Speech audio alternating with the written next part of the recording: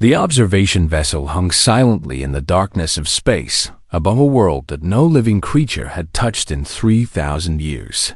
An ambassador Vlog of the Sithrani Collective stood before a gathering of diplomats from 12 different civilizations who had traveled across the galaxy to witness something terrible and magnificent at the same time. "Welcome to Korthax Prime," Vlog announced in a voice that carried the weight of ancient warnings. "This planet has been under quarantine since before most of your species achieved space travel, and today you will understand why we have kept it sealed away from all contact."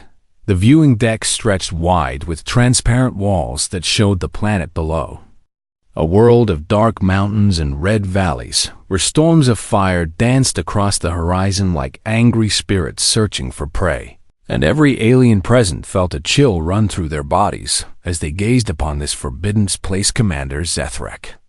Of the Marvani stepped forward with his forearms crossed over his chest, and his yellow eyes narrowed with suspicion as he spoke in a rough and gravelly tone. "We've all heard the stories about this world and the beast that lives upon it. But I wonder if perhaps these tales have grown larger than the truth over so many centuries of retelling." Vlog turned to face the commander with an expression that held no amusement and no patience for doubt. "The Viraxis is not a story or a legend or a myth passed down by frightened ancestors," the ambassador replied firmly. "It is a creature that has killed every expedition sent to study it, destroyed every probe that approached its territory, and driven entire crews mad with nothing more than its presence." Murmurs spread through the assembled diplomats as they considered these words, and many of them shifted uncomfortably where they stood, because the reputation of the Viraxis had reached every corner of known space. Creature was described as a dragon of impossible size, with scales harder than the armor of warships and breath that burned hotter than the cores of dying stars. But worst of all was its mind, a telepathic force that could reach into the thoughts of any being and fill them with terror so complete that death seemed like a mercy at the far end of the observation deck. A door slid open and 3 figures walked through to join the gathering. And Vlog noticed them immediately because they were the representatives of the newest species to join the galactic community. Daniel Harris was a tall man with brown hair and kind eyes that seemed to take in everything around him with quiet intelligence. And beside him walked his wife Laura, whose gentle smile could put anyone at ease, even in the strangest of circumstances. But it was the small figure between them that drew the most attention from the alien diplomats. A little girl no more than 7 years old with golden hair tied back in a ponytail and bright, curious eyes that sparkled with wonder as she looked out at the planet below. "Ambassador Harris." Vlog greeted them with a formal nod. "I was not informed that you would be bringing a child to this observation mission." Daniel placed a protective hand on his daughter's shoulder and offered an apologetic smile to the Sithrani diplomat. "My apologies for any confusion, Ambassador Vlog, but our daughter Molly was already traveling with us when we received the invitation, and we could not arrange alternative care on such short notice." Several alien representatives exchanged worried glances because bringing a child to observe the most dangerous creature in the galaxy seemed like a terrible idea, and Commander Zethrak made no effort to hide his disapproval. Humans are strange indeed if they think a youngling belongs anywhere near this cursed world. The Morvani grumbled loudly enough for everyone to hear. Laura Harris met the commanders, gazed without flinching, and spoke in a voice that was polite but carried an edge of steel. Beneath its softness, "Our daughter will remain safely aboard this vessel at all times, Commander, and I assure you that we take her safety more seriously than anything else in the universe." Molly tugged on her father's sleeve and pointed toward the viewing window with excitement dancing in her eyes. "Daddy, look at all the red colors down there," she said with childlike wonder. "It looks like someone spilled paint all over the mountains and forgot to clean it up." Daniel knelt down beside his daughter and looked out at Korthax Prime through her innocent perspective, seeing not a world of death and danger, but simply a place full of interesting colors and strange shapes. It does look like that. Doesn't it, sweetheart? He said warmly. But we have to stay up here where it is safe, okay? Molly nodded and pressed her small hands against the transparent wall as she continued to study the planet with fascination that none of the adults could share. And something in her young heart felt drawn to that world in a way she could not explain. Villock activated the main display screen and brought up images that had been captured by long-range sensors over many centuries, showing glimpses of the Viraxis. In all its terrifying glory, the creature was massive beyond comprehension, with wings that stretched wider than starships and scales that shimmered with colors of deep purple and blood red. Its eyes glowed with ancient intelligence, and its claws looked sharp enough to tear through anything that dared to challenge it. This is what awaits any who set foot on Korthax Prime, Villock declared solemnly. No weapon has ever harmed it. No shield has ever blocked its flames, and no mind has ever withstood its psychic assault. The diplomats watched in silence as the images continued to display the monster that had earned its reputation as the deadliest predator in all of known space. And fear settled over the observation deck like a heavy blanket. But Molly watched with different eyes than all the others. And when she looked at the creature on the screen, she did not see a monster at all. She saw something sad and lonely hiding behind all that power and fury. Something that made her young heart ache with sympathy, even though she did not understand why. An alarm suddenly pierced the quiet moment, and red lights began flashing across every console on the observation deck as crew members rushed to their stations with panic in their movements. Sensors are detecting movement. A technician shouted with fear, cracking his voice. The Viraxis is emerging from its mountain lair. Every alien on the deck fell absolutely silent as they watched the distant mountain on the planet below. And from its peak, a shadow began to rise that blocked out the glow of the red storms behind it. The dragon had awakened, and the galaxy would never be the same again.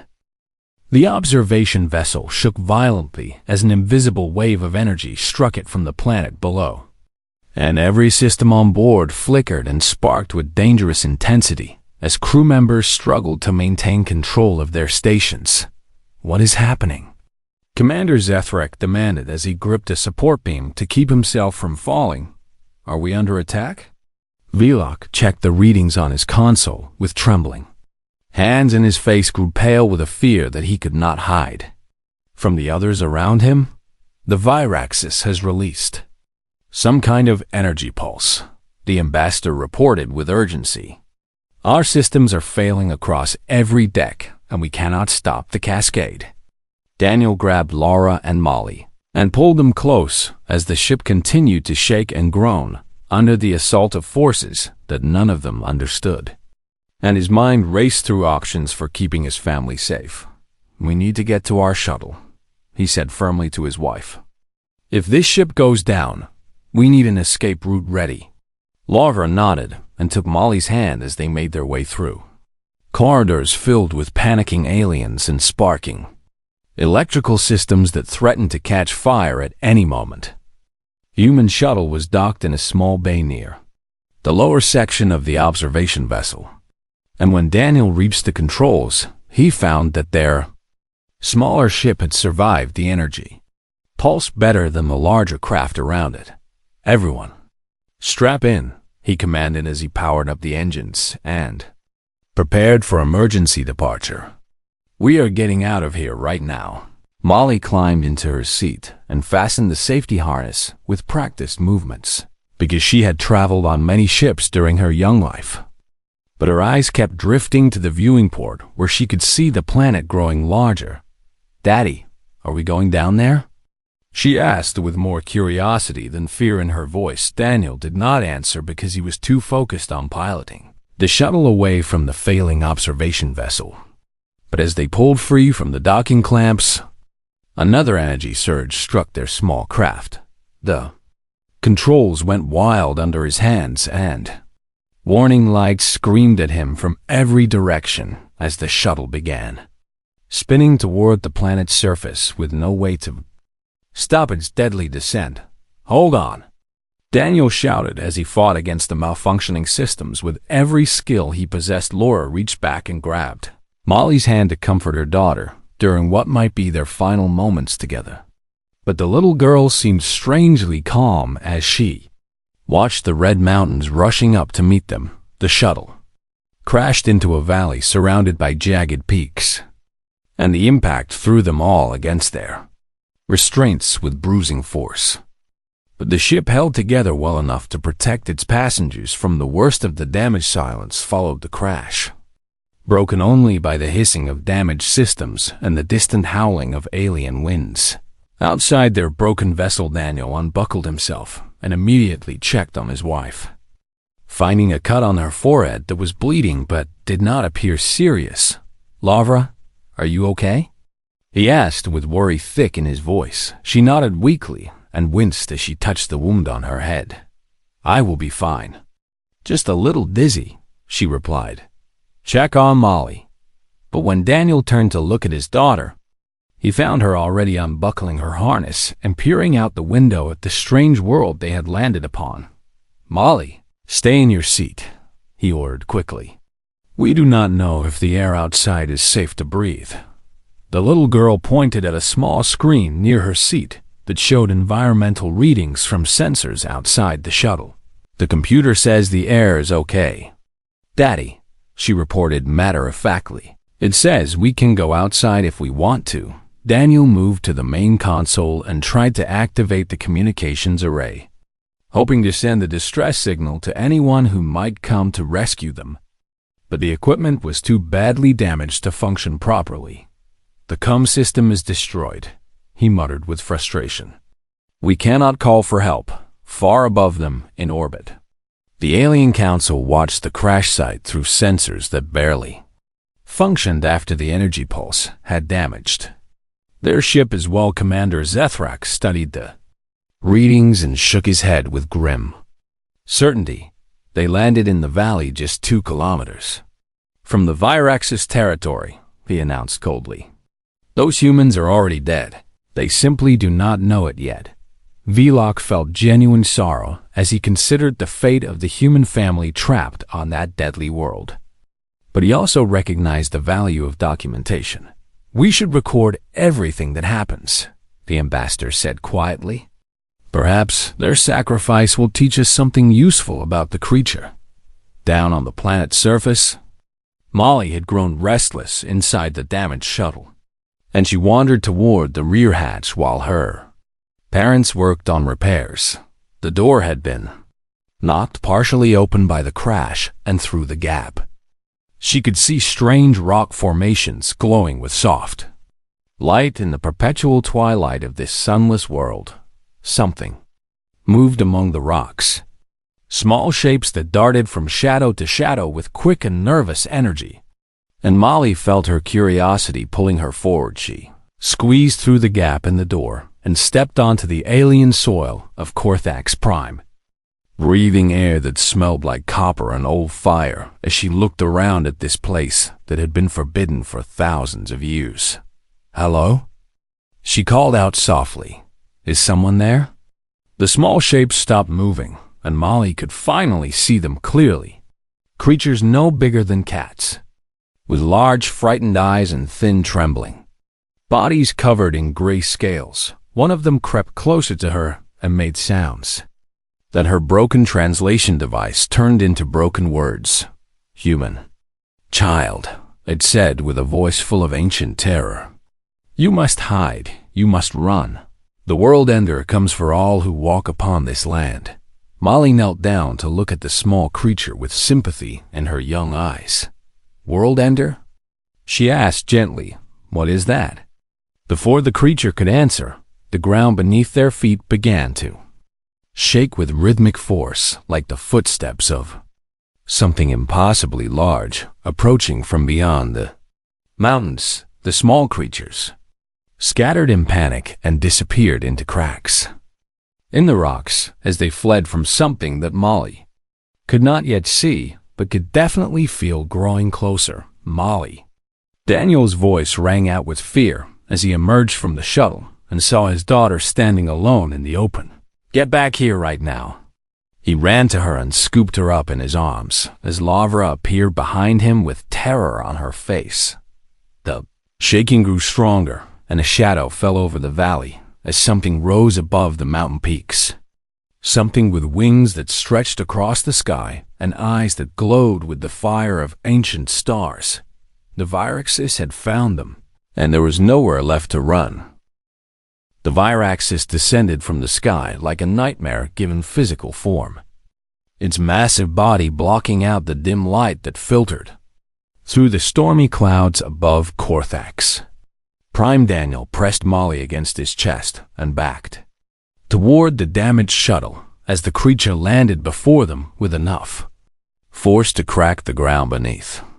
Its clawed feet, the dragon stood 40 meters tall, with scales that shimmered between deep purple and blood red like bruises on the skin of the universe itself, and its wings folded against its body with the sound of thunder rolling across distant mountains. But worst of all were its eyes, ancient and burning with intelligence that had watched civilizations rise and fall. While it remained alone on this forsaken world, Daniel felt something press against his mind like cold fingers pushing through his thoughts. And suddenly every fear he had ever known came rushing back with overwhelming power. He saw his parents dying. He saw his wife suffering. He saw his daughter lost and crying for help that would never come.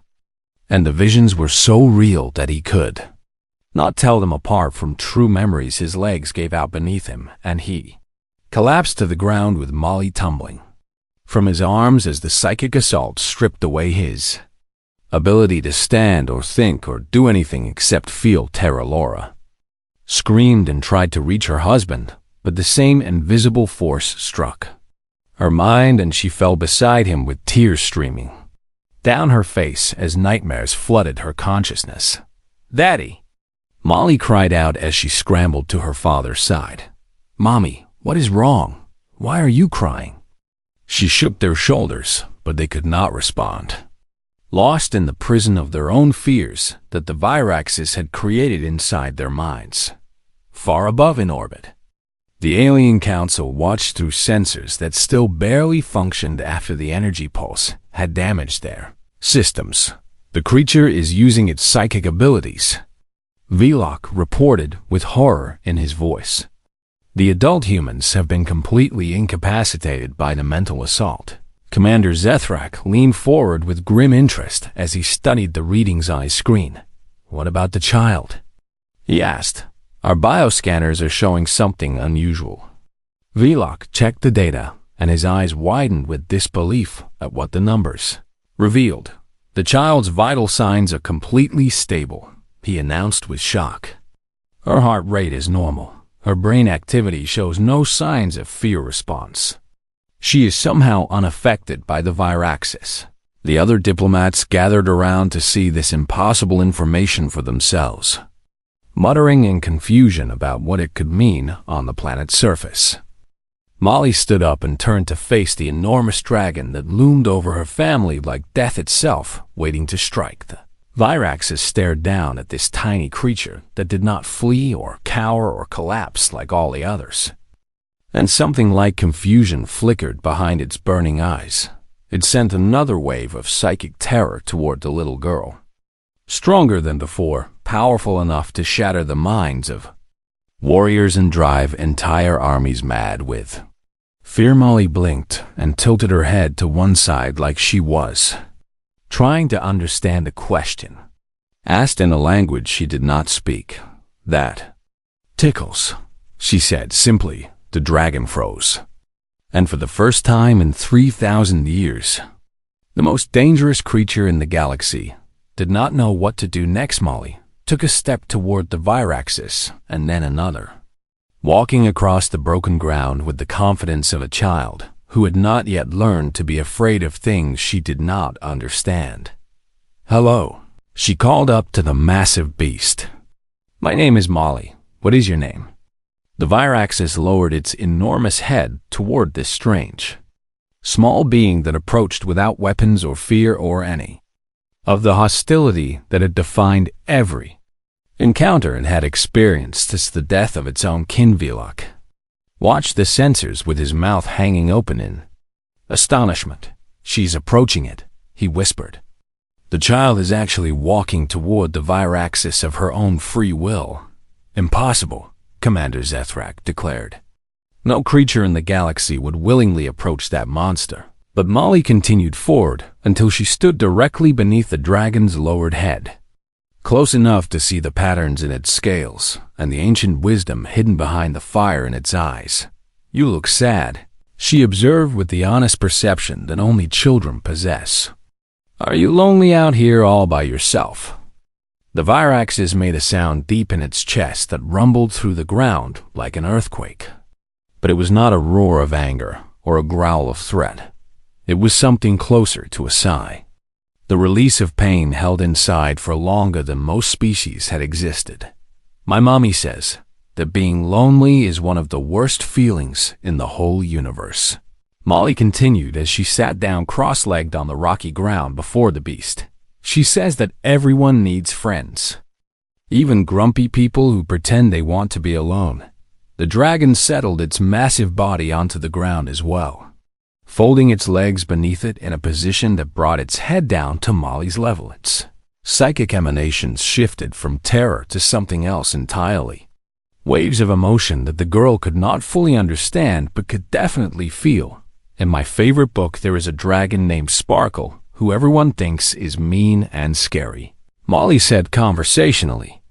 "But really, Sparkle is just sad because all the other dragons flew away and left her behind. And she only gets happy again when a little girl becomes her friend." She reached into her pocket and pulled out a small toy figure, a plastic dragon with purple wings that she had brought from Earth as her favorite companion on long space journeys. "See, I have a dragon too." She showed the toy to the Viraxis. "Her name is Princess Firebreath, and she protects me from bad dreams."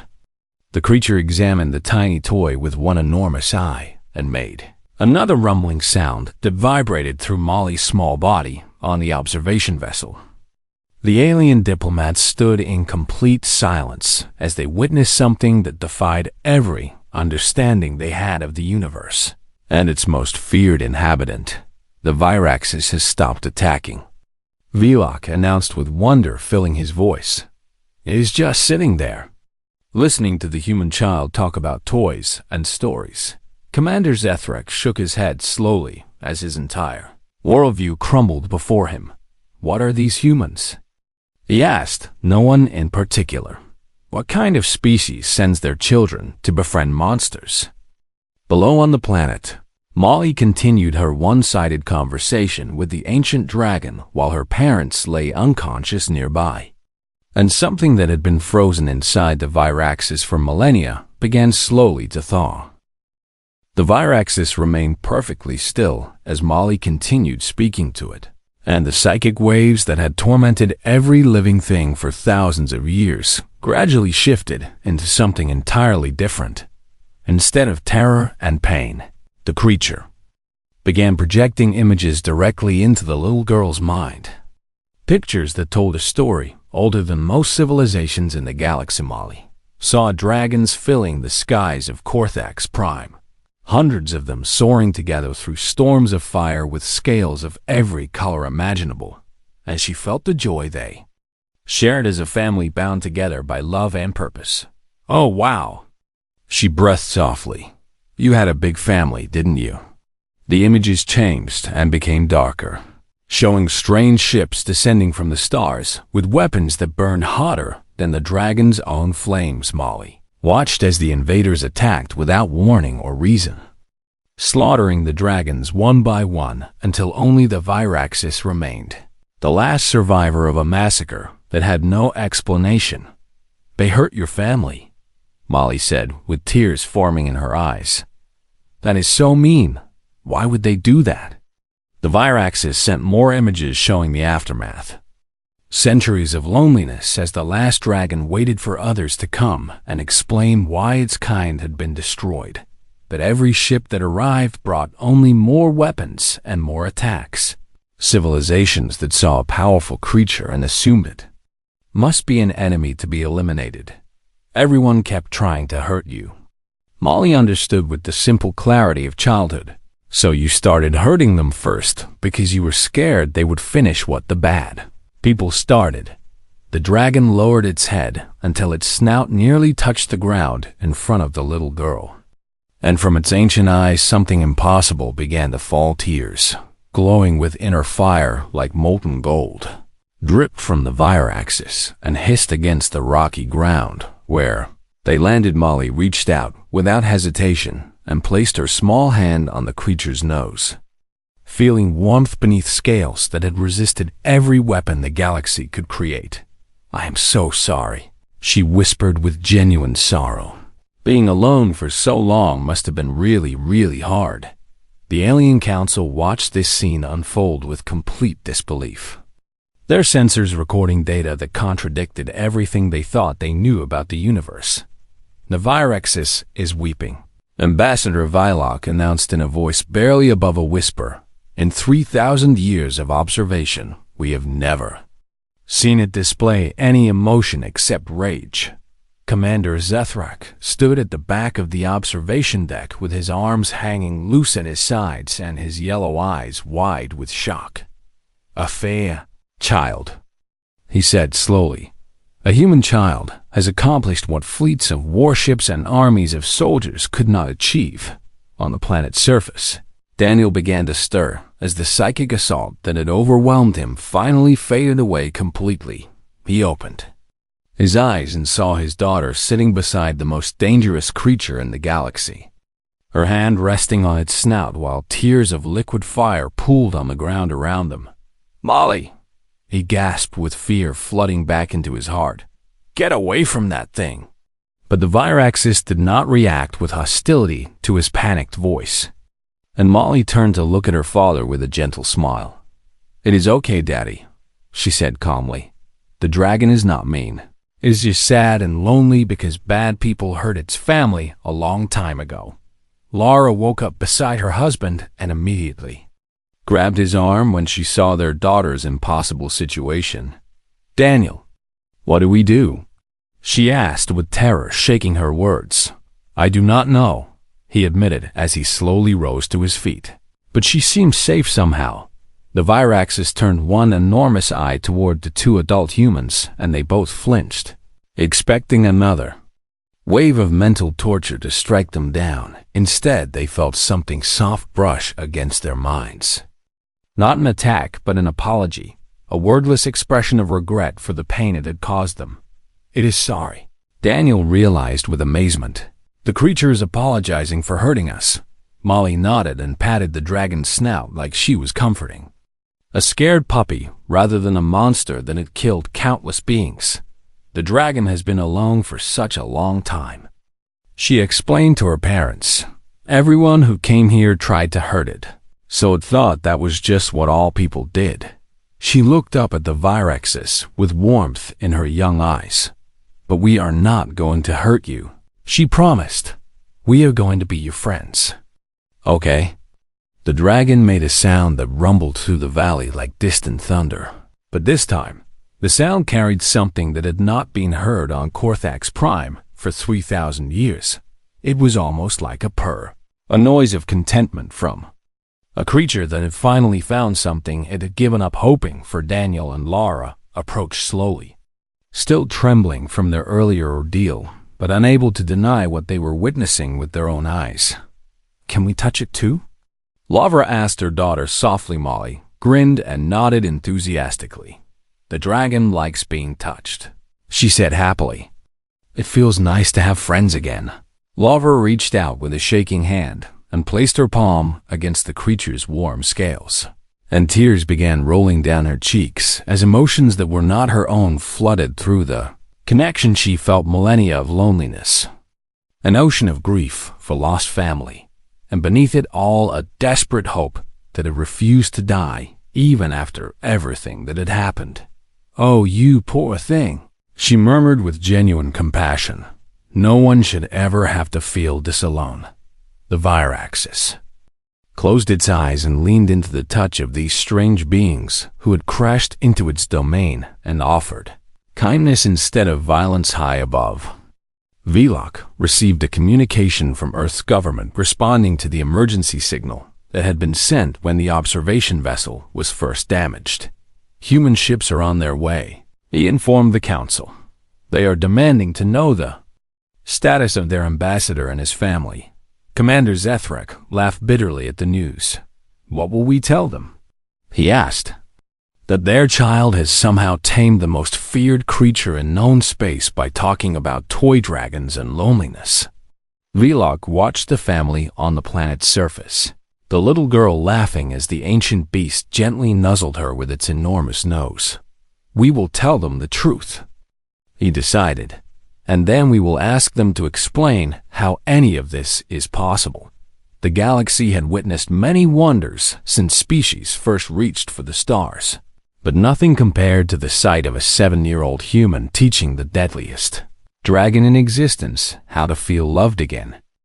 3 days had passed since the crash, and the skies above Korthax Prime now glittered with the lights of ships from a dozen different civilizations gathering to witness something that none of them could fully believe: the energy interference that had plagued the planet for millennia had mysteriously vanished after Molly befriended the Viraxis, as if the creature's rage had been the source of the disturbance all along. Admiral Scott Bradley stood at the helm of the human flagship, a man with gray hair and sharp eyes who had seen many strange things during his long career in space. "So let me understand this correctly," he said to the communication screen showing Ambassador Vilok's face. "My niece has somehow become friends with a dragon that your council classified as an extinction-level threat to all known life?" Velok nodded with an expression that suggested he still did not fully believe it himself. "That is accurate, Admiral," he confirmed. "We have been monitoring the situation continuously, and the Viraxis has shown no hostility since the child first approached it." Bradley shook his head slowly and allowed himself a small smile. "That sounds exactly like something Molly would do," he said fondly. "Her mother always said that girl could make friends with a hurricane if she put her mind to it."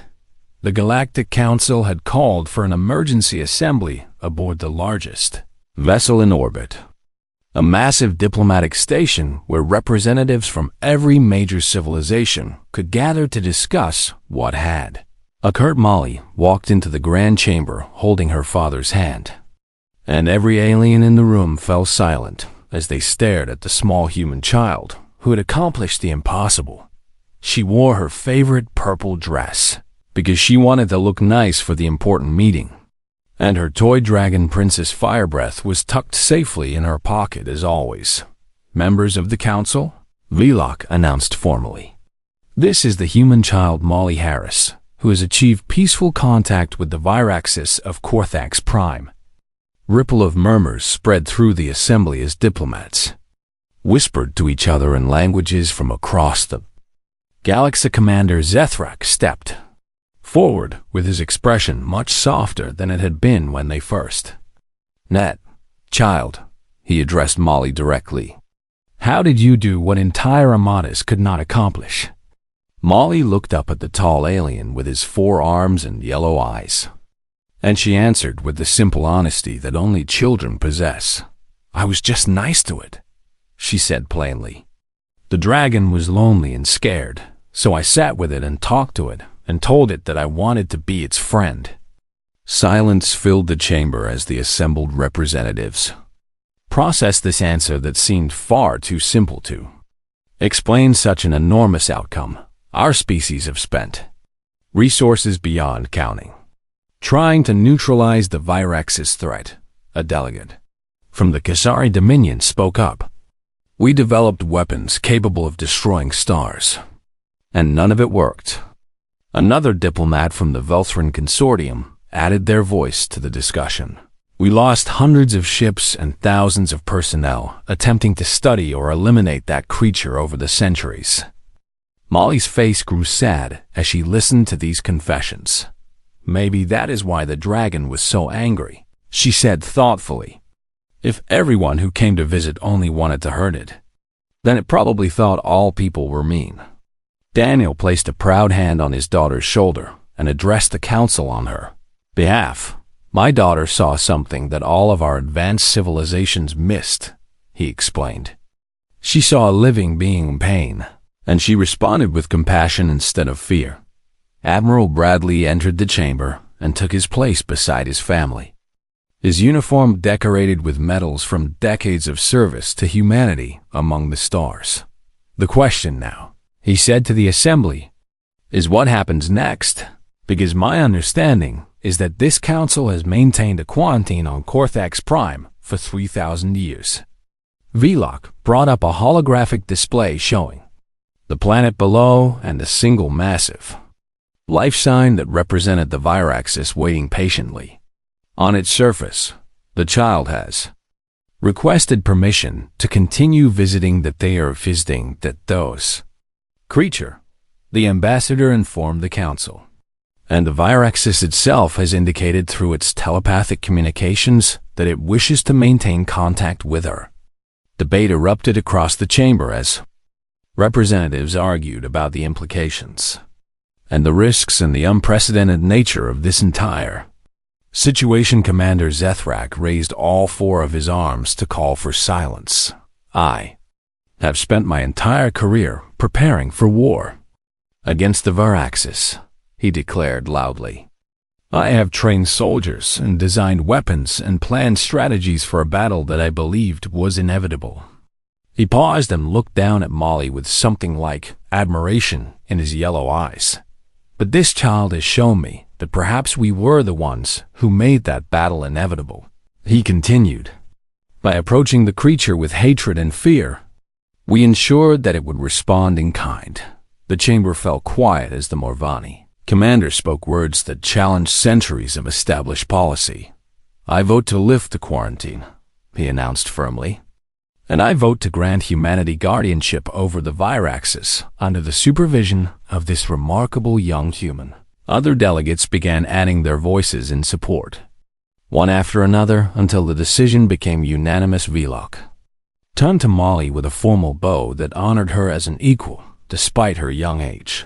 The Galactic Council officially lifts the quarantine on Corthax Prime, he declared.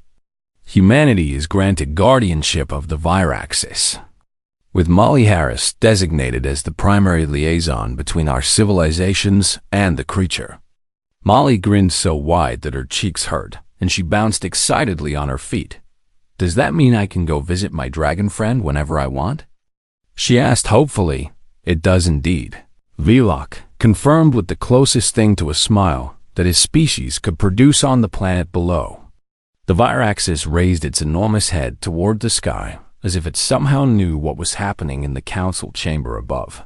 For the first time in 3,000 years, it spread its wings not in preparation for battle, but simply to feel the wind flowing over scales that had forgotten what peace felt like. The ships in orbit detected something strange coming from the planet's surface. A telepathic broadcast that reached every mind present with a message that needed no translation.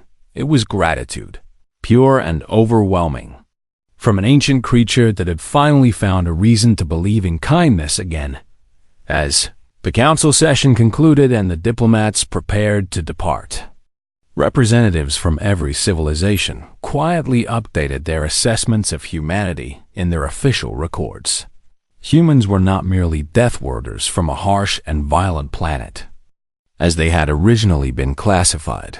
They were something far more remarkable and perhaps far more dangerous in ways that had nothing to do with weapons or war. They were the species that looked at the most feared creature in the galaxy and asked if it wanted to be friends. And as Molly waved goodbye to the alien diplomats and prepared to return to the planet below to visit her dragon, the universe itself seemed to shift in recognition of a truth.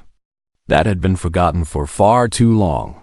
The greatest power in existence was never the ability to destroy it, was the courage to love something that everyone else had given up on, and humanity, it seemed, had more of that courage than any civilization had ever imagined possible.